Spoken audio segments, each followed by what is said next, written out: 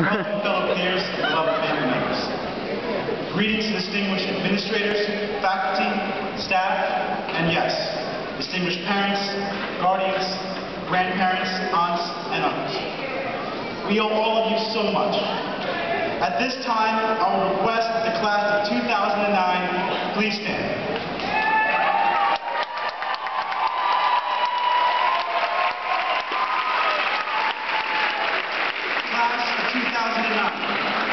Please give the people I mentioned a round of applause so we recognize them.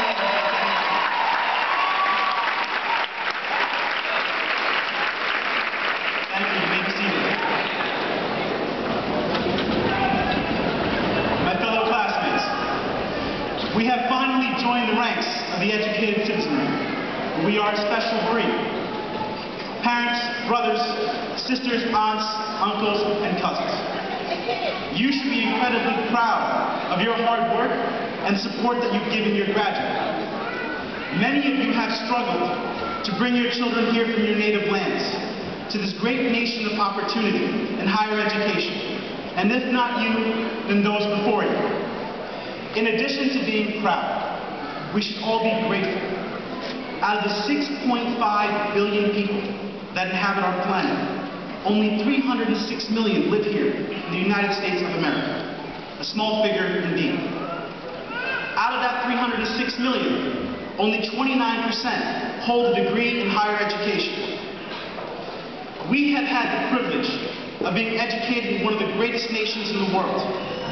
A nation that promotes the exchange of free ideas and sends legions of men and women into the world to break ground with their innovations in science, politics, industry, and beyond. Many of you will become doctors, researchers, lawyers, engineers, leaders in your field.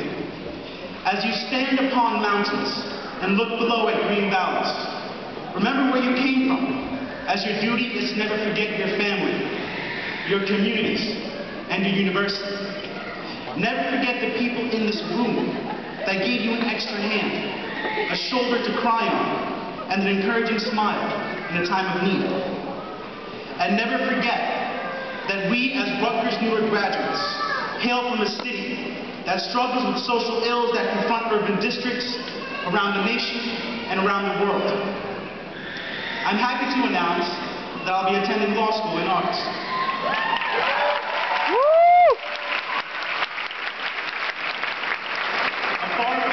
Dream of my grandparents, who were refugees from Uganda of Indian descent. As I look towards the future, I'm confronted with a moral question. I'm not sure if I plan to work in the private sector or the public sector. Many of you may be facing similar moral questions, and like me, wish to have a place in your life for public service. When pondering this question, I came to realize, private sector or public sector, I can still commit to public service. My fellow classmates, we should all in one way or another use the diploma as a tool for social progress. And sticking with the theme of our times, the need to be agents of change. It is imperative that we meet this calling of community and service-oriented work. For if not us, then whom? After all, there's only a fraction of us out of 6 billion. You see, we are the leaders of the free world, not just our commander-in-chief.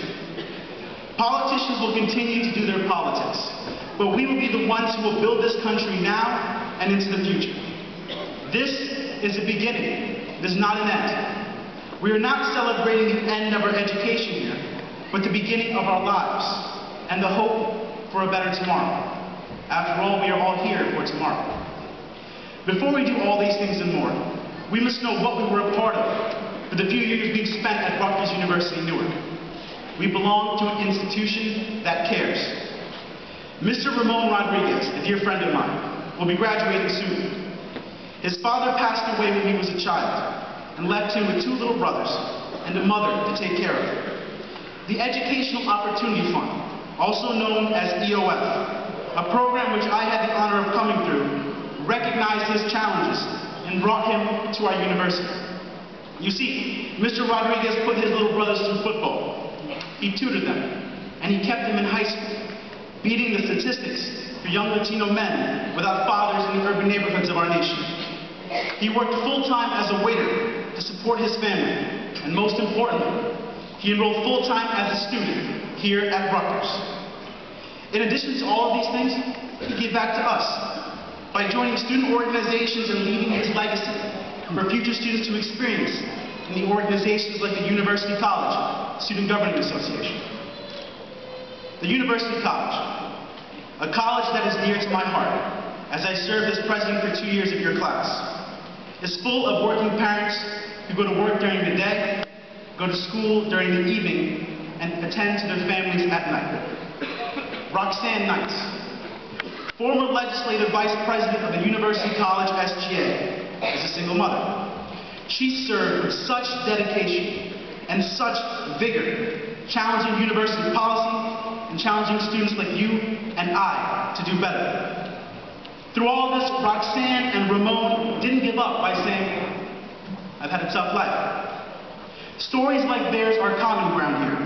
Trials and tribulations are not new to this community, but they are common, and it is fortunate, because these are the circumstances that mold the most elite of human beings.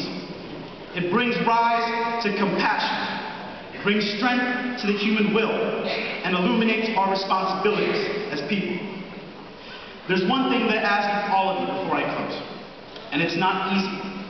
As you climb that mountaintop, you must be resilient against apathy, against ignorance, and never be afraid to agitate with your actions. To create change, these things are necessary. Mahatma Gandhi liberated hundreds of millions of Indians against an oppressive British crown with nonviolent resistance. In Tiananmen Square, China, a single man, a student, stood in front of a row of tanks, risking his life to protest oppression.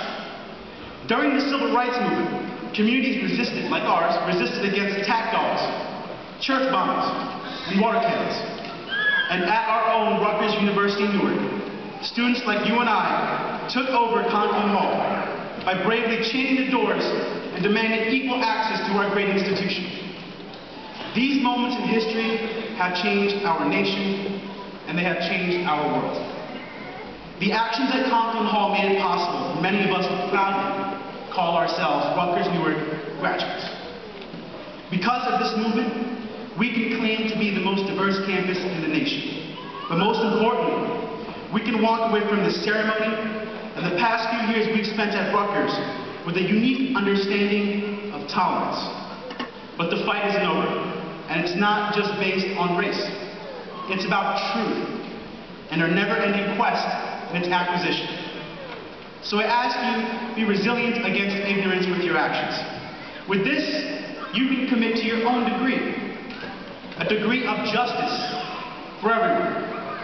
I would like to take this opportunity to thank my mother and father for guiding me to be such great parents, my little brother Jay and my cousin Sujan, my dear friends David, Victor, and Aloha. Thank you to the good people on the first floor of EOF, of Bradley Hall, first floor, who commit to social justice daily and have made me and so many others feel right at home since the first day we walked into school. And Dean Walton and Chancellor Brown for investing so much time in my development as a young man. And my brothers from Sigma Lambda Beta, who have warmed my hearts and expanded my horizons. Thank you all for this honor. God bless all of you, and congratulations, class of 2009.